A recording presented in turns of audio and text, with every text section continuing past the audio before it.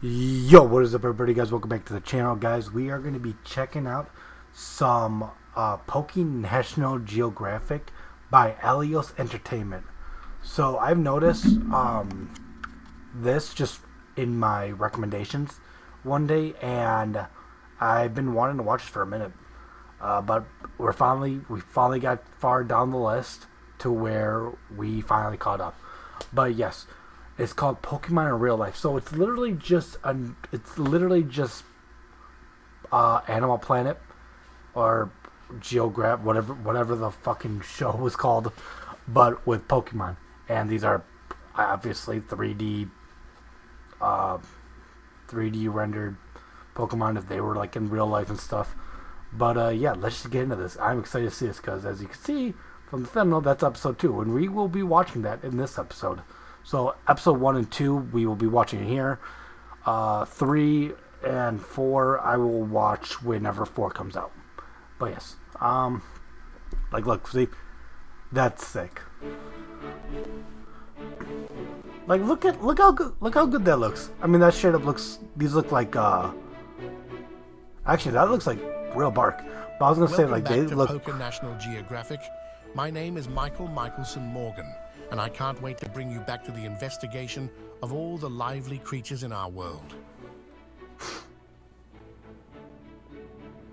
Within the Hoenn region lies the small canyon desert of Route 111. Oh. This land is home to some of the hottest and driest landmarks on our planet, and is frequently unenterable due to its intense sandstorms. This desert holds many secrets of science and history hidden under miles of sedimentary rock, as well as many oddities milling about its surface. I wonder if this is like a real area or if it's just made up. The Claydol Pokemon.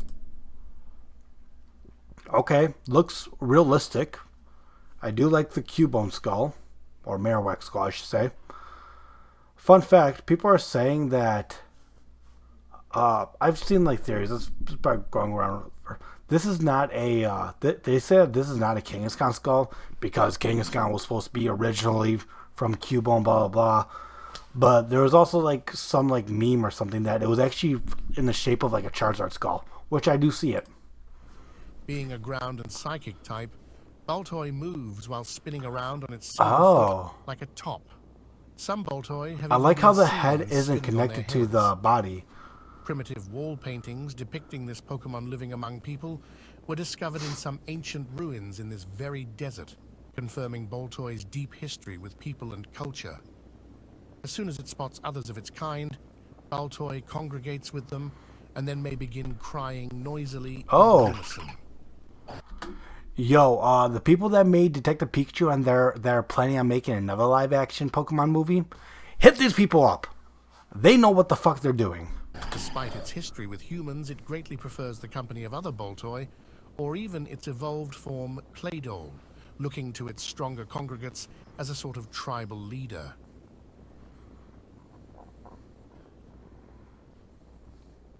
Neat.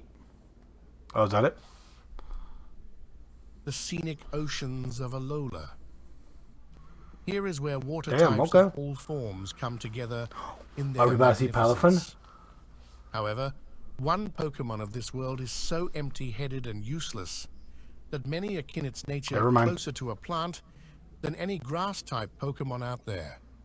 I am, of course, talking about the inexcusable waste of a water type, Magikarp, the fish Pokemon. An underpowered, pathetic Pokemon. Wait. Why are we in the Alola region, though? Because shouldn't we be in Kanto, then? Why the Alola region? High on rare occasions, but never more than 7 feet. It is known as virtually worthless and one of the most weak and pathetic Pokemon in the world. Damn, tell us how you really feel. Power and speed, it is famous for being very unreliable. In the distant past, it was somewhat stronger than the horribly weak descendants that exist today. And yet, I don't know why they never made a Paradox form of this thing. They could have done that. Maybe in Legends ZA, they'll probably bring back Paradox. Or Mega... You know what? No. Let them make a Mega Magikarp. I want to see that. I want to see a Mega Magikarp of how it was originally. The Tagtree Thicket at night. During the day, this forest within the Paldea region is teeming with life. However, as the natural world begins to slumber, we start to see the emergence of Pokemon that we would have never noticed otherwise. The most apt example would be that of the disguise Pokemon, Mimikyu. A ghost and fairy type, this Pokemon lives in dark places untouched. Did you just say Pokemon? We're just gonna leave it. By sunlight. When it appears before humans, it hides itself under a cloth that resembles a Pikachu. Oh, the cloth is kind of see-through. That's cool that they made that. Its actual appearance is unknown. A scholar who saw what was under its rag was overwhelmed by terror and died from the shock. Yeah? However, it would be wrong to perceive this Pokemon as hostile. Mimikyu is frequently a lonely Pokemon, and it conceals its terrifying appearance beneath an old rag. It does this so it can get closer to other people and Pokemon in hopes of befriending them. Aww. Many young trainers in the modern day feel that Mimikyu's urge for companionship is similar to that of a person, though others call its use of a disguise to be, quote, fake AF. The most fascinating thing about Mimikyu and its disguise is how it is used as a defense mechanism. I mean, I promise you, they in a real, whatever the fuck this is called, National Geographic. I doubt they would actually use the word AF or as fuck, whatever. They wouldn't really use that. If Mimikyu is attacked, the rag can act as a decoy, but this will commonly destroy the rag in the process. If the Mimikyu's neck is broken, it will try to fix its broken disguise, as if its life depended on it. It can make you wonder if the real Pokemon is the one hidden away, or the one Mimikyu wants us to see. Alright, well, that was episode 1. Yes, they are working on more videos, as you can see. But now we're going to go to episode 2.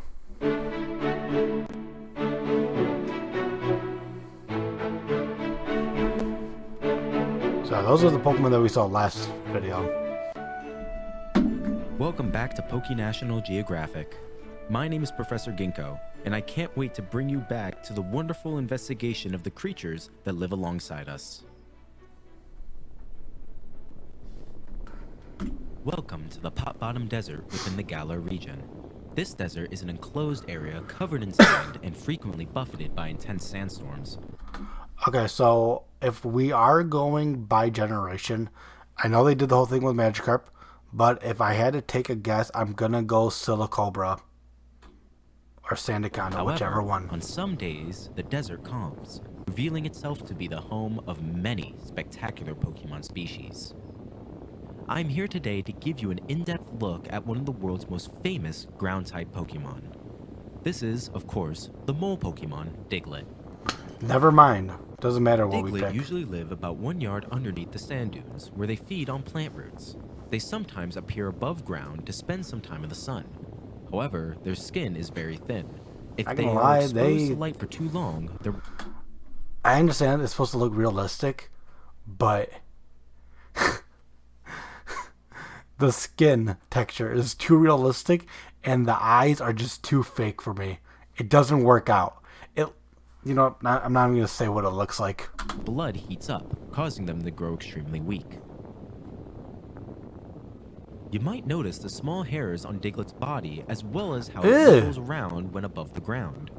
Diglett have far stronger senses than you or me, and it uses its motion combined with those hairs to be aware of its surroundings.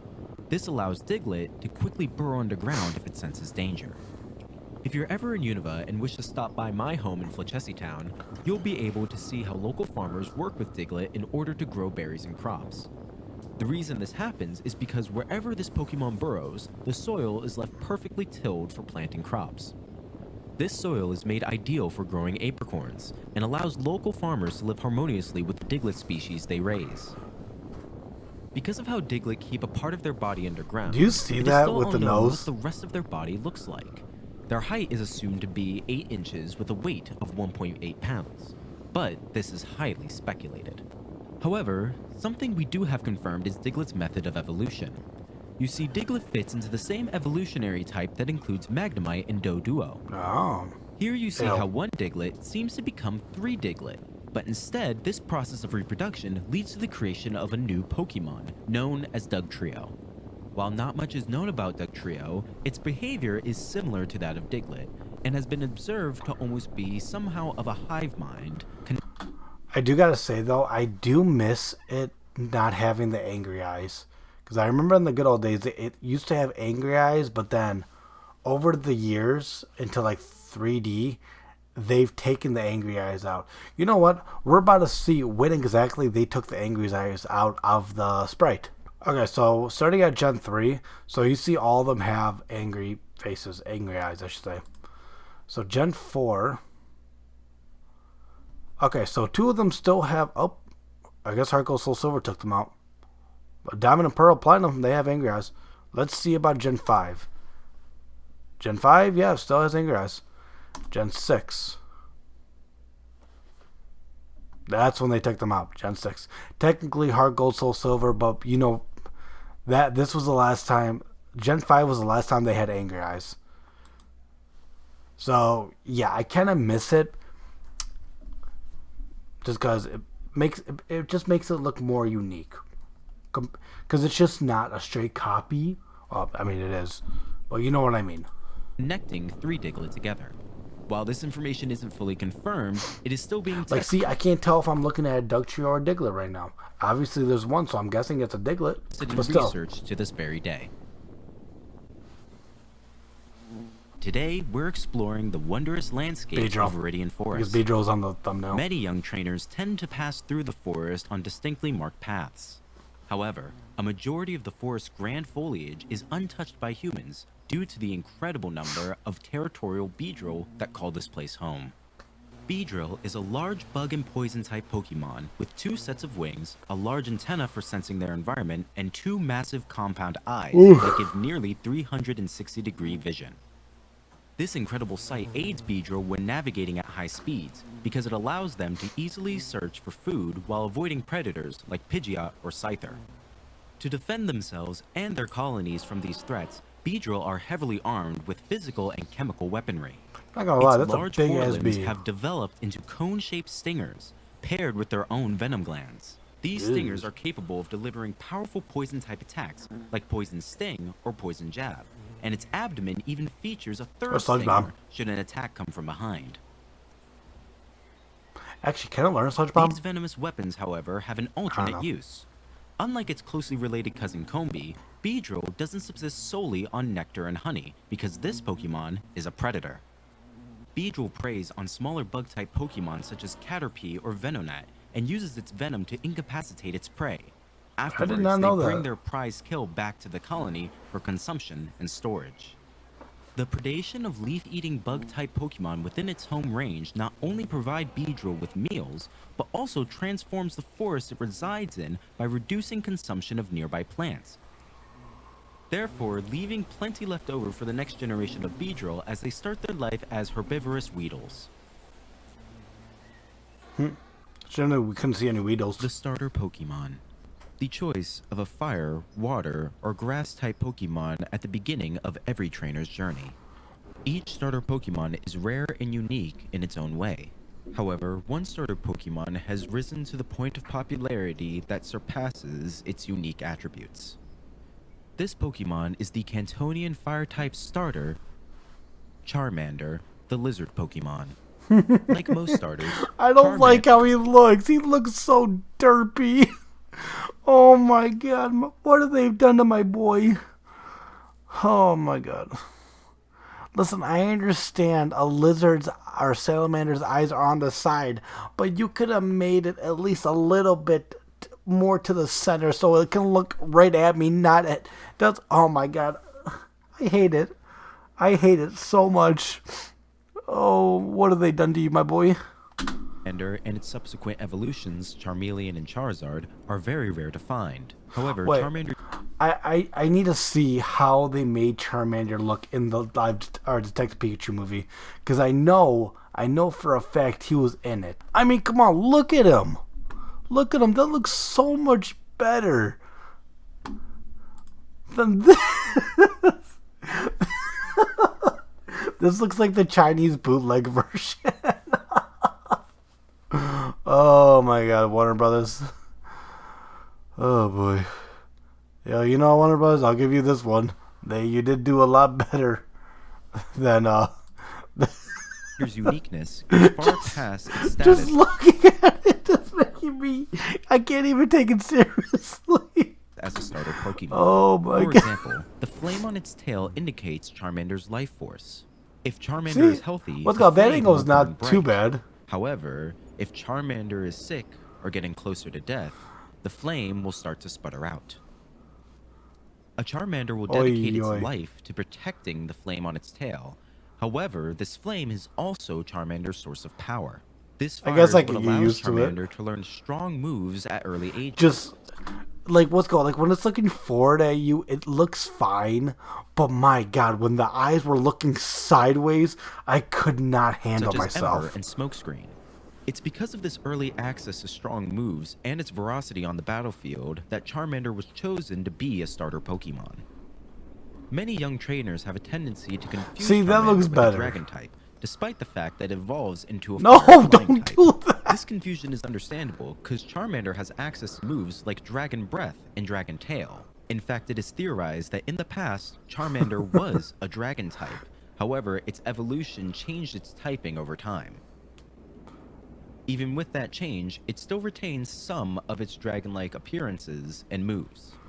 Charmander is a fascinatingly unique Pokemon, and if you're a new trainer, then we can guarantee you that Charmander will be one of the greatest partners you will ever have. Did you guys see that? We can guarantee you that Charmander will be one of the greatest partners you will ever have.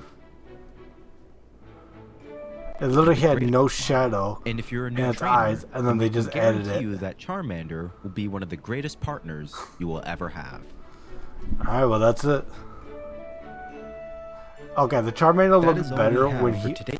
All right, the Charmander looked better when he looked straight. But oh my God, when his eyes would go sideways.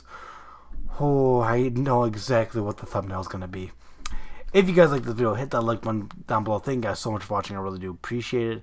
And next time I will definitely check this out when episode 3 and 4 do come out, because watching them one at a time, it's a little too short. I like making videos longer.